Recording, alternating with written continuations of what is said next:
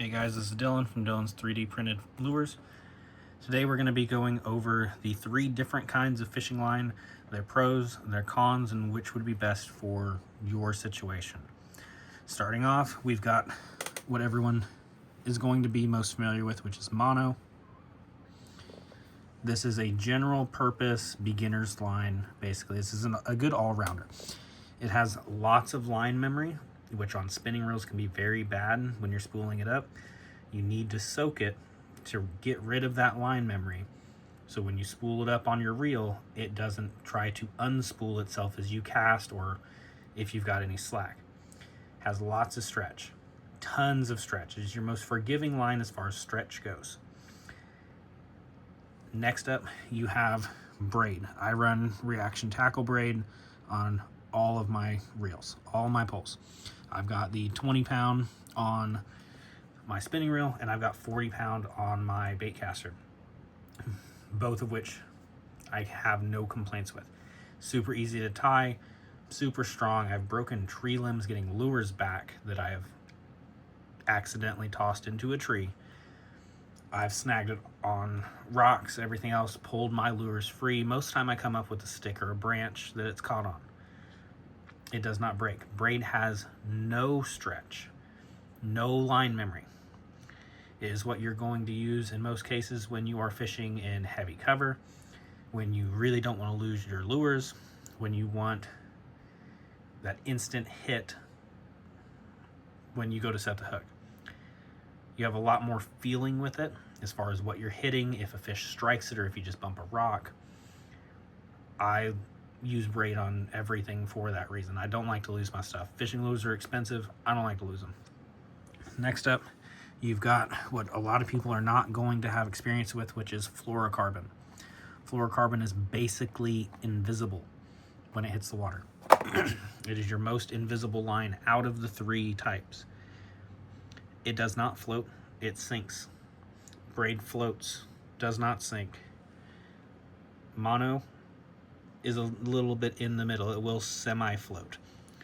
Now, your fluorocarbon is what you want to use when you are fishing in ultra clear water, or if you're the type of person that really believes that your line choice matters, that the fish can see your line and that will deter them from a lure.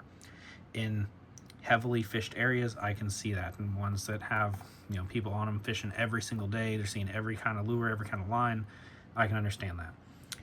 This is best used as a leader attached to braid. You want to tie them together, that way you have all the benefits of braid, but you also have the benefits of fluorocarbon with a little bit of stretch, because fluorocarbon does stretch just a little. Braid doesn't stretch at all. Mono stretches a ton. This gives you just enough give that you do not lose the fish if they flop or jump out of the water, but you will not snap your line or rip the hook out of its mouth when you set the hook. Now, usage case scenarios. Mono is good for just about everything if you are new to fishing or you're trying to be on a budget. It is the cheapest out of them all.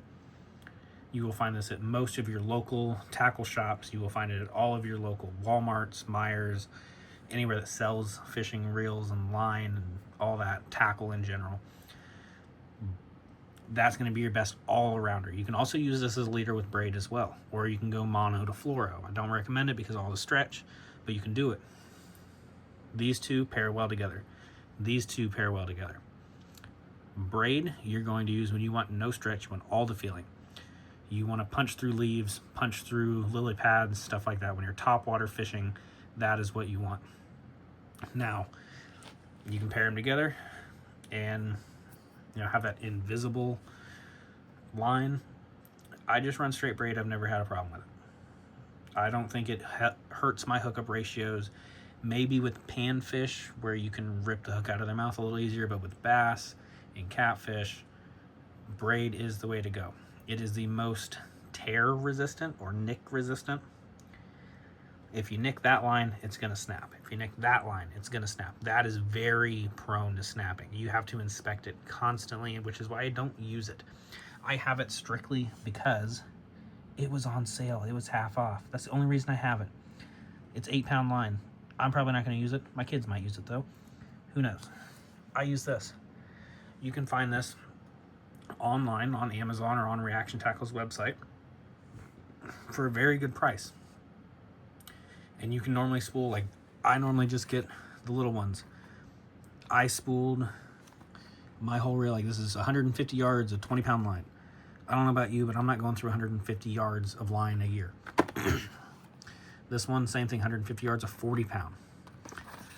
The 20-pound I got in orange. This one I got, it color changes between blue and green. Love it.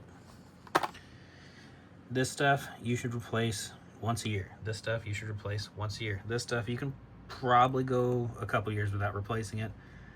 I'm on year 2 of mine. I don't plan on replacing it unless I really start losing stuff. Now, can you use fluorocarbon in braid scenarios? Yes. Can you use mono in braid scenarios? Yes.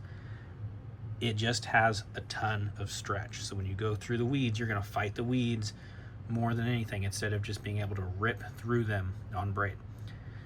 If it were up to me, guys, go with the braid. Every time, go with the braid. If you need a leader, do what I do. I take a swivel or a snap ring and I stick it on the end of my braid. I have pre-made leaders that are 1 foot, 2 foot long, made out of mono. That is what I hook the lure to. Hook the lure to the mono leader, hook the mono leader, clip it to the braid. That way, my braid is stronger than all of this. All of this is weaker than my braid. I know for sure if anything is going to snap, it's going to be this leader. I will get back my terminal tackle I have on my snap ring for this because snap rings are expensive. I might lose the lure with the 12-pound, but at least I have my terminal tackle. I don't have to retie the braid because braid can be very difficult to tie. This is not. This is not.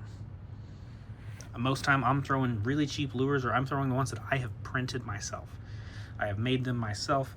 They cost, maybe $1 or $2 for me to make, maybe another $1 or $2 for me to hook them up with terminal tackle. I'm not throwing $20 lures. If you are throwing $20, $30 lures for some reason, stop throwing them. Come buy mine. They're much cheaper. If you lose them, it's whatever. I'll print you another one. It'll be $5 to $8 a lure instead of losing $20 lures. You can also step this up. You could match this with this. I have in my bag, in my fishing bag, I have 20-pound mono that I do run most of the time. That way they're paired up pretty nicely. If something snaps, it's going to be my knot, not the line. But let me know what you guys think. What is your favorite line to use? Do you use a combo? You use one completely? I know some of you guys are going to be using this as backing, then putting the braid on, then putting a leader. If you're one of those people, y'all are insane. But let me know.